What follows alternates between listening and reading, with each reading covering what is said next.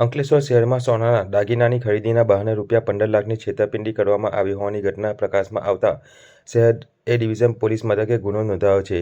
ઘટનામાં બે ભાઈઓએ મળીને સોનીને વિશ્વાસમાં લઈ સોનાના દાગીના છોડાવી વેચી નાખ્યાનો આક્ષેપ થયો છે. પોલીસ ફરિયાદ મુજબ અંકલેશ્વરની શ્રી દર્શન સોસાયટીમાં રહેતા અને જ્યોતિ ટોકીઝ પાસે મારુતિ કોમ્પ્લેક્સમાં સોના ચાંદીના દાગીનાનો વેપાર કરતા નિલેશભાઈ ધીરજલાલ સોનીએ એ ડિવિઝન પોલીસ મથકમાં ફરિયાદ નોંધાવી છે. ફરિયાદમાં જણાવ્યા મુજબ તેમની ઓળખાણ ધરાવતા વાલિયાના દહેલી ગામના જયદીપસિંહ નરપતસિંહ ગોહિલ અને તેમના ભાઈ દિગ્વિજયસિંહ ગોહિલે ખાનગી ગોલ્ડ ફાઇનાન્સમાં ગીરવે મુકાયેલા સોનાના દાગીના છોડાવવા માટે મદદ માંગી હતી.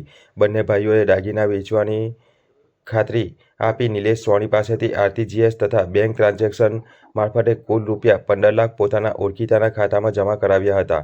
પછી બંને ભાઈઓએ વેપારી નિલેશ સોનીની જાન બહાર ગીરવે મુકાયેલા સોનાના દાગીના છોડાવી અંકલેશ્વર સમરી ફળિયા વિસ્તારમાં આવેલા અંબિકા ટ્રસ્ટ સેન્ટર ખાતે વેચી નાખ્યા હોવાનો આક્ષેપ થયો છે.